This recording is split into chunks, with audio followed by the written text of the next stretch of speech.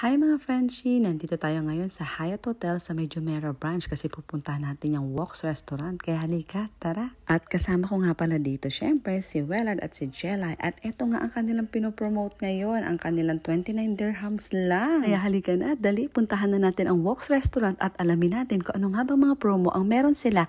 At tikman na din natin kung ano mga food ang sinaserve nila dito at anong lasa. At pagpasok ko pa lang, nakaka-amaze na ang kanilang restaurant. Ang ganda sa loob at ang luwag. Kaya kami nito ni Jelay umupo na agad at walang patumpik-tumpik. Tinignan na namin agad ang kanilang menu at umorder na kami. While waiting sa ating food, ikot muna tayo dito sa kanilang restaurant. Tingnan nyo naman, diba? Ang luwag-luwag. At nagustuhan ko din ang kanilang wall painting dito. At sa side naman na to, nakita ko si chef na nagluluto. Live cooking talaga. Pagbalik ko nga sa table namin, nandito na pala ang aming mga drinks. At ang bilis, andito na agad si ate para iserve ang aming mga food at ang dami. Oh my God. O alam mo ba to mga to, 29 dirhams lang to every day. Ayan ang kanilang Pan-Asian bowl. At wait, there's more. Eto pa, every Wednesday, meron naman silang buy one take one para sa kanilang mga main course. So what are you waiting for? Invite your friends and family at bisitahin nyo na ang Woks Restaurant. For sure na magugustuhan nyo dito. At kung hindi ka pa convinced, eto lang naman ang mga food nila at isa-isa kong titikman. Sobrang sarap talaga at higit sa lahat. Kahit napaka-cozy at napakaganda ng restaurant nila, mura lang sila.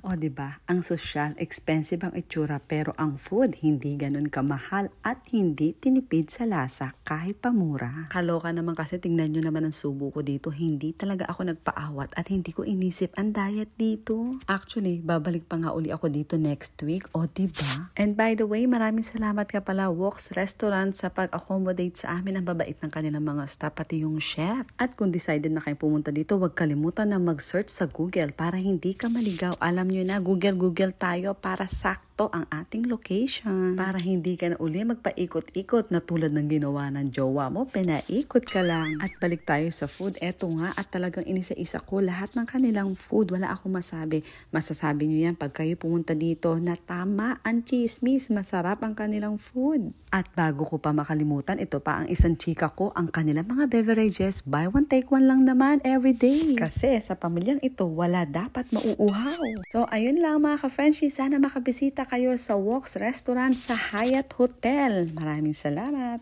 Bye!